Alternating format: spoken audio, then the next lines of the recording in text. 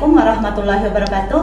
Perkenalkan, nama saya Liana. Saya adalah guru pendidikan agama Islam di SMA Negeri 1 Blimbing, sekaligus mahasiswi PPG PAI dalam jabatan Angkatan 3 tahun 2022 di LPTK UIN Raden Patah Palembang, NIM 2202114764. Pada hari ini, Kamis 12 Januari tahun 2023, saya akan melaksanakan kegiatan praktik pembelajaran guna memenuhi tugas uji kinerja PPG PAI dalam jabatan Angkatan 3 tahun 2022 dengan materi beriman kepada Rasul-Rasul Allah Subhanahu wa Ta'ala di kelas 11 SMA Negeri 1 Blimbing, Kabupaten Muara Enim. Untuk itu, kepada dosen penguji, mohon bimbingan dan masukannya. Berikut video praktek pembelajarannya. Selamat menyaksikan. Wassalamualaikum warahmatullahi wabarakatuh.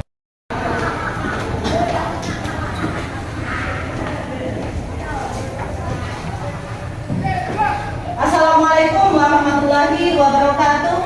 Waalaikumsalam warahmatullahi wabarakatuh.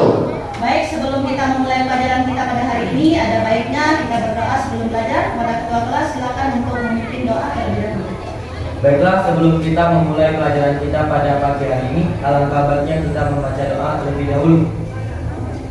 Membaca doa, mulai.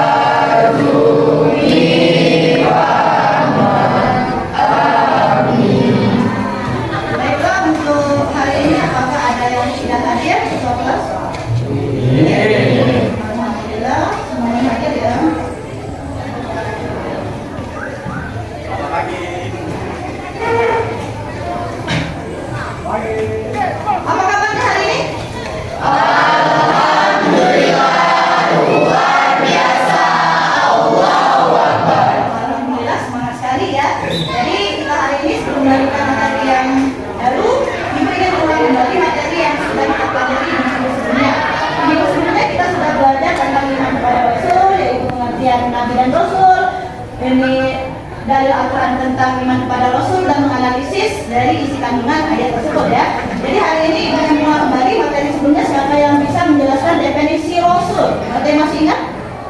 Siapa nak? Definisi Rasul? Satu saja. Oh iya, silakan. Apa definisi Rasul? Baiklah, saya akan menjelaskan definisi dari Rasul.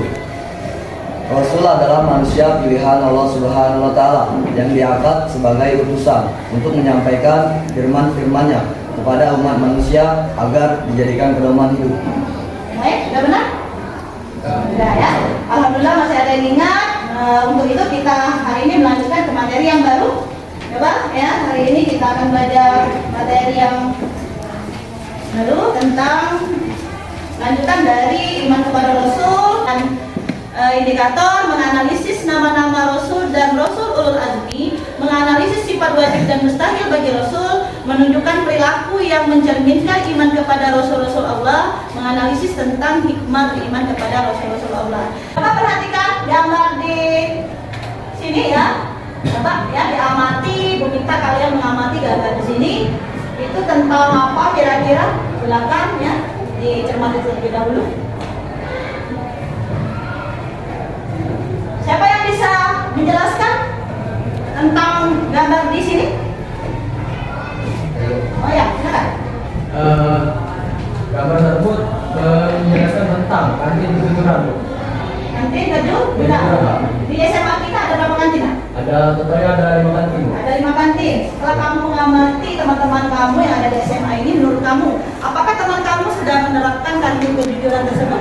Sebagian besar sudah menerapkannya Bu, tapi sebagian kecil belum menerapkannya. Masih ada ya, tapi sebagian besar sudah banyak yang menerapkan kantin kejujuran. Perilaku jujur itu adalah salah satu sifat Rasul. Jadi nanti kita akan membahas lebih dalam lagi tentang sifat Rasul dengan cara berdiskusi kelompok. Untuk itu Ibu akan membagi diskusi kelompok menjadi 4 kelompok. Itu apanya? Baiklah, Umi untuk kelompok 1, silakan diambil tugasnya. Di kelompok 2, silakan di 3.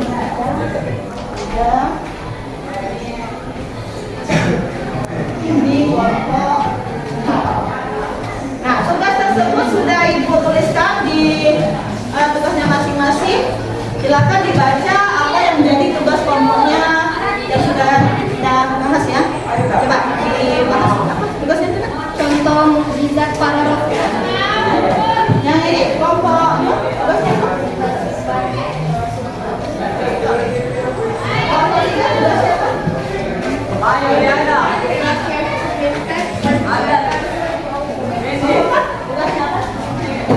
Hikmah beriman pada Rasulullah. Silakan dikerjakan sesuai dengan kelompoknya masing-masing. Ibu beri waktu 10 sampai 15 menit. Silakan bekerja sama.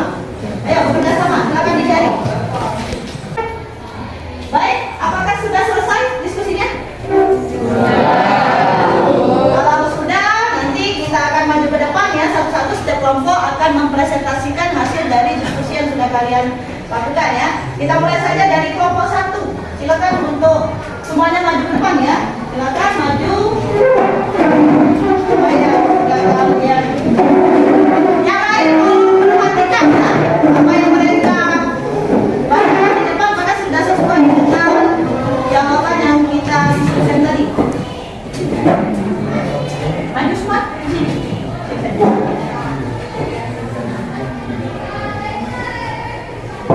Silakan Profesor. Assalamualaikum warahmatullahi wabarakatuh. Waalaikumsalam warahmatullahi wabarakatuh. Kami dari kelompok 1 akan menyampaikan hasil diskusi kami. Saya Lincer Rosalinda. Saya Brenda Julianti. Saya Nazar Jawa. Saya Ikan dari Montero. Saya Mutia Angelika. Saya Abdul Masuna. Saya Kanki, saya Iqbal Zakir. Saya Lincer Rosalinda sebagai perwakilan kelompok akan membacakan hasil diskusi kami atau hasil analisis kami. Rasulullah Rasmi. Mukjizat adalah suatu kejadian luar biasa yang menyalahi adat kebiasaan dan hukum sebab akibat yang dikaruniai atau dikaruniakan Allah kepada Rasulnya. Contoh mukjizat para Rasul. Yang pertama itu adalah Nabi Nuh alaihissalam. Mukjizatnya dapat membuat kapal besar atau bahtera besar. Yang kedua itu Nabi Ibrahim alaihissalam. Mukjizatnya tidak terbakar oleh api ketika dibakar oleh Raja Namrud. Yang ketiga Nabi Musa alaihissalam. Mukjizatnya tongkatnya bisa berubah menjadi ular yang memakan habis ular ciptaan tukang sihir Raja Fir'aun. Yang keempat Nabi Isa alaihissalam. Mukjizatnya bisa membuat burung dari tanah, menyembuhkan penyakit kusta tanpa pengobatan dan dapat menghidupkan orang yang telah mati. Yang kelima itu Nabi Muhammad SAW. Mukjizatnya bisa membelah bulan menjadi dua dan dapat mengeluarkan air dari sela-sela jarinya. Nah, dari hasil analisis kami telah menganalisis salah satu nabi yaitu Nabi Ibrahim alaihissalam. Dari analisis kami, Nabi Ibrahim alaihissalam dibakar oleh Raja Namrud karena Nabi Ibrahim alaihissalam menghancurkan patung-patung yang disembah oleh Raja Namrud. Raja Namrud bertanya kepada Nabi Ibrahim alaihissalam, apakah benar Nabi Ibrahim menghancurkan patung-patung tersebut? Nabi Ibrahim menjawab, bukan. Nabi Ibrahim jawab bukan untuk menyadarkan Raja Namrud. Lalu Raja Namrud berkata, mana mungkin patung-patung itu menghancurkan diri mereka sendiri, sedangkan mereka tidak bisa bergerak. Nabi Ibrahim berkata, jika patung itu tidak bisa bergerak, lalu bagaimana patung itu bisa mengabulkan permintaan kalian? Sebenarnya Raja Namrud sudah sadar akan hal itu, namun karena kesombongannya, Raja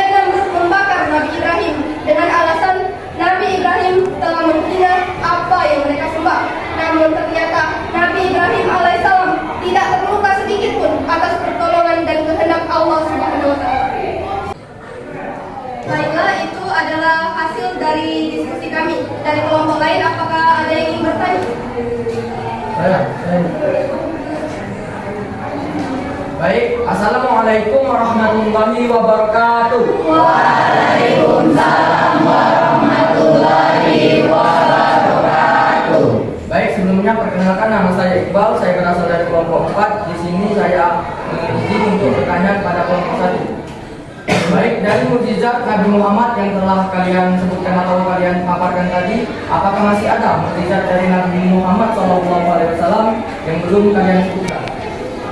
Baiklah, dari pertanyaan saudara Iqbal, apakah mukjizat Nabi Muhammad yang telah kami presentasikan tadi, apakah masih ada yang belum kami sebutkan? Ada? Baiklah, untuk kawan-kawan, apakah ada yang bisa menjawab?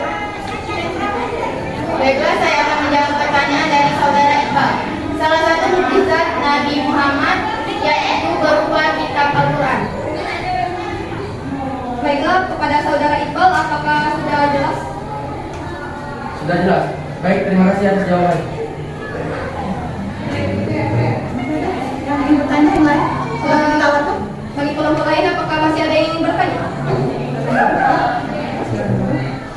Ya, kalau masih ada ya silakan bertanya. Tapi kalau tidak ada ya kita tutup. Lanjut kelompok lain. Tidak ada? Terima kasih untuk kelompok 1 sudah mempresentasikan hasilnya. Kita beri aplaus dulu ya. Kembali untuk kelompok 1. Kita lanjutkan ke kelompok 2. Silakan semuanya maju untuk kelompok 2. Kelompok 2 silakan maju ke depan.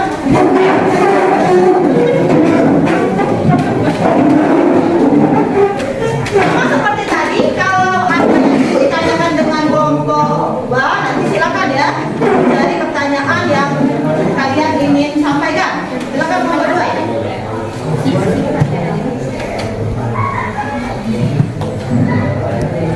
Assalamualaikum warahmatullahi wabarakatuh.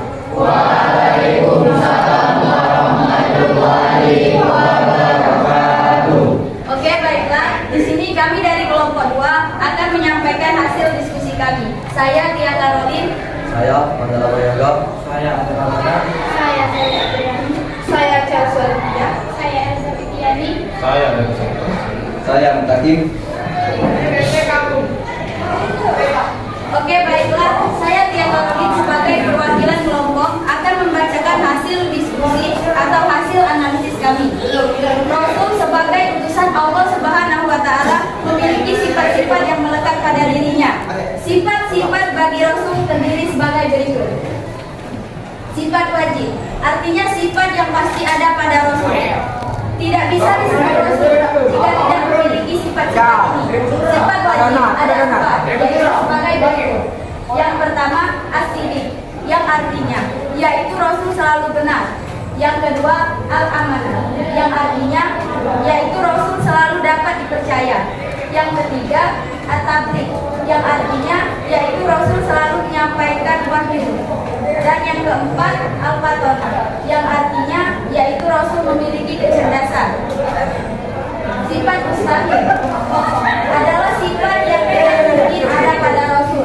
Sifat mustahil ini lawan dari sifat wajib, yaitu sebagai berikut. Yang pertama, al-kizib, yaitu mustahil Rasul itu bohong atau dusta. Yang kedua, al-khiyanah, yaitu mustahil Rasul itu khianat. Yang ketiga, al-kitman, yaitu mustahil Rasul menyembunyikan kebenaran. Dan yang terakhir, al-balada, yaitu mustahil Rasul itu bodoh. Dari analisis kami, sifat wajib yang dimiliki oleh Nabi seperti sifat al-fatonah, yaitu yang artinya yaitu Rasul memiliki kecerdasan. Dan selayaknya kita sebagai pelajar harus memiliki sifat al-fatonah seperti yang dimiliki oleh Rasul. Dan sifat mustahil bagi Rasul seperti kizib, yang artinya bohong atau dusta. Mungkin sebagian dari kita ada yang sering berdusta, seperti mengingkari janji kepada teman sesama. Mungkin hanya itu saja yang dapat kami sampaikan dari hasil analisis kami. Mungkin ada sebagian dari kelompok lain yang ingin bertanya.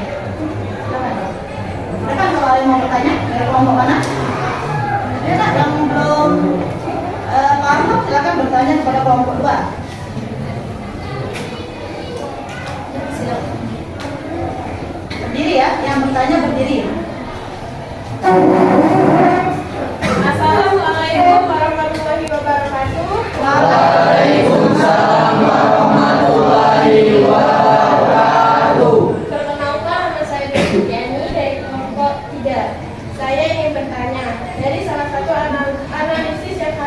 yang ketujuh. Apakah siswa SMA 1 Blimbing sudah menerapkan sikap jujur? Oke, baiklah, mungkin dari teman sekalian ada yang ingin menjawab. Baiklah, saya akan menjawab pertanyaan dari saudari ini. Sebagian siswa maupun siswi dari SMA Negeri 1 Blimbing hampir mempunyai sikap, yaitu sikap jujur. Dari sebagiannya mungkin belum melakukan dari sikap tersebut. Bagaimana? Betul. Tadi sebagian besar siswa SMA 1 ini sudah berperilaku jujur, tapi hanya sebagian kecil saja yang belum. Ya, Ibu rasa sudah cukup ya kelompok lain untuk bertanya? Ya, kita beri aplaus juga untuk kelompok lain. Kembali, ya, silakan kembali ke lanjut ke kelompok 3, silakan kelompok 3 untuk maju.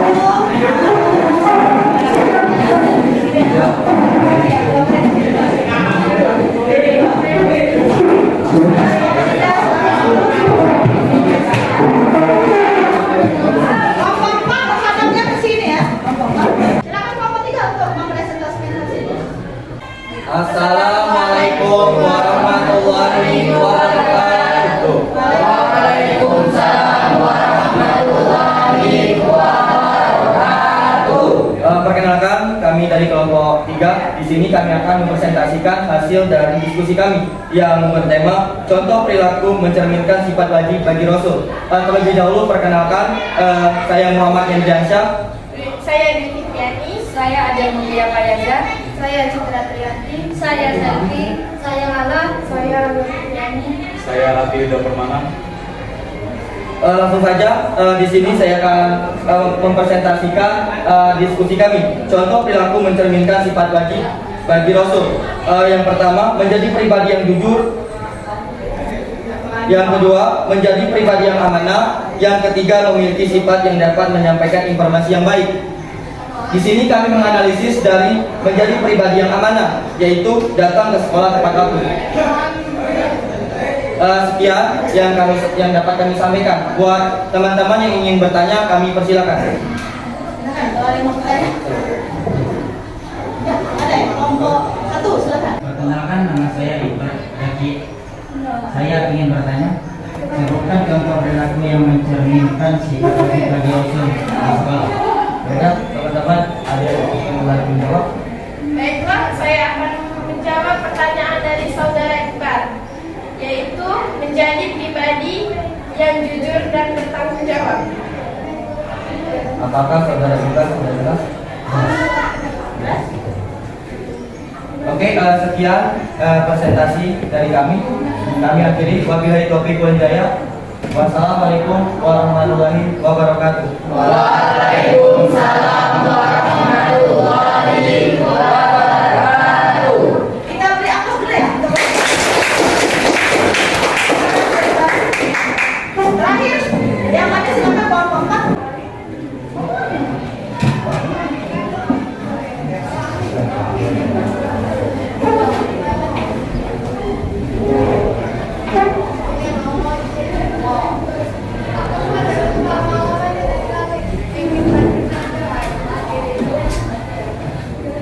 Ya, sekarang kelompok 4 ya, untuk mempresentasikan hasil diskusinya. Yang lain, tolong didengarkan ya. Baik, Assalamualaikum warahmatullahi wabarakatuh. Waalaikumsalam warahmatullahi wabarakatuh. Kami dari kelompok 4 akan menyampaikan hasil diskusi dari kelompok kami. Sebelumnya, izinkan kami untuk memperkenalkan diri. Saya Iqbal. Saya Dewa Kananta. Saya Tera, saya Elsa, saya Indi Wulandari, saya Dana, saya Indriani, saya Irmesida. Baik, langsung saja kami akan menyampaikan hasil diskusi dari kelompok kami yang berjudul Hikmah beriman kepada Rasulullah SWT. Baik, berikut hasil diskusi atau analisis dari kelompok kami. Hikmah beriman kepada Rasulullah. 1. Menyempurnakan iman. 2. Menjadi tauladan dan contoh dalam hidup. 3. Terdorong untuk melakukan perilaku sosial yang baik. Dan yang keempat atau yang terakhir yaitu memiliki teladan dalam hidupnya. Baik, di sini kami menganalisis dari hikmah yang nomor 3, yaitu terdorong untuk melakukan perilaku sosial yang baik, yaitu contohnya membantu teman yang sedang kesusahan di lingkungan masyarakat maupun di lingkungan sekolah. Baik, pada teman-teman dari kelompok lain yang ingin memberikan pertanyaan, kami persilakan. Ada yang bertanya? Ayo, kelompok mana yang bertanya? Silakan yang ingin bertanya, Pak. Ya, silakan dari kelompok ini ya. Tolong silakan. Baiklah, Assalamualaikum warahmatullahi wabarakatuh. Waalaikumsalam warahmatullahi wabarakatuh. Baiklah, perkenalkan nama saya Mandala Pradeka. Saya dari perwakilan kelompok 2. Saya ingin mengajukan pertanyaan. Berikan contoh hikmah beriman kepada Rasul di lingkungan masyarakat. Baik, terima kasih kepada saudara Mandala atas pertanyaannya. Baik, untuk menjawab pertanyaan dari saudara Mandala, itu akan dijawab oleh rekan kami dari kelompok kami, yaitu saudari Era. Kepadanya kami persilakan. Oke, baiklah, saya akan menjawab. Sudah kami paparkan bahwa di dalam lingkungan sosial itu kita berinteraksi kepada masyarakat. Maka sebaiknya di dalam agama Islam itu kita menjalin silaturahmi, seperti kita membantu kedua orang tua kita, seperti kita membantu saudara kita, tetangga kita, dan kita mengikuti gotong royong di masyarakat kita. Maka kita akan terjalinlah silaturahmi di dalam masyarakat itu tersebut. Baik, pada saudara Mandala, apakah sudah puas atau jelas atas jawaban dari saudari Era? Puas. Baik, mungkin itu saja diskusi dari kelompok kami. Kalau ada kata-kata yang salah ataupun kesalahan, kami mohon maaf. Kami akhiri. Wassalamualaikum warahmatullahi wabarakatuh. Waalaikumsalam warahmatullahi wabarakatuh. Kita beri aplaus juga.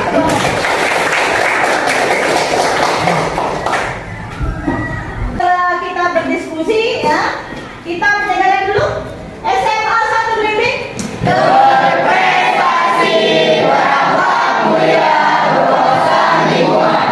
Tadi kita sudah berdiskusi sesuai dengan kelompoknya masing-masing. Untuk itu sebelum kita mengakhiri pertemuan kita simpulkan dulu apa yang kita dapat dari diskusi tadi. Jadi Ibu minta ada satu orang untuk menyimpulkan materi kita pada hari ini. Silakan satu orang untuk menyimpulkan. Siapa?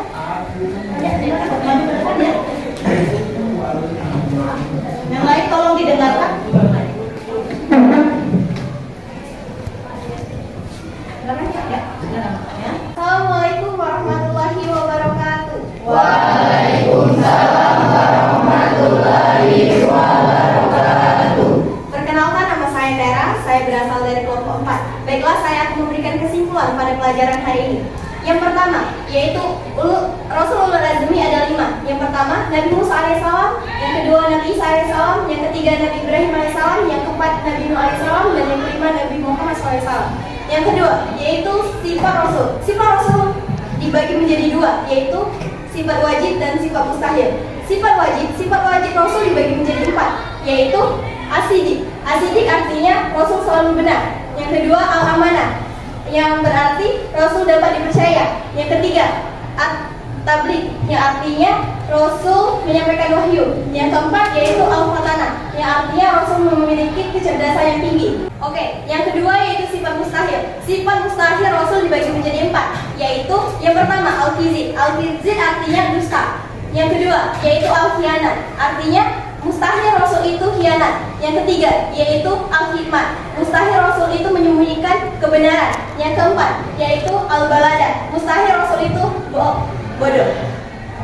Yang ketiga yaitu contoh perilaku dalam kehidupan sehari-hari. Contohnya seperti kita berkata baik benar pada siapa saja, seperti guru, orang tua, teman-teman, dan saudara kita.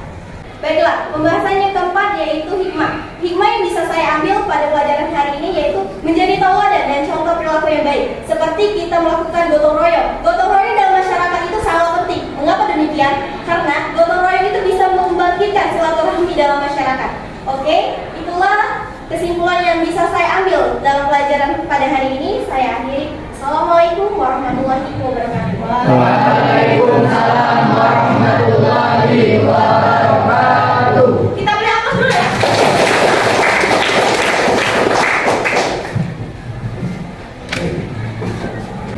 Baik, setelah kita menyimpulkan materi tadi, ini ya materi yang sudah kita pelajari hari ini.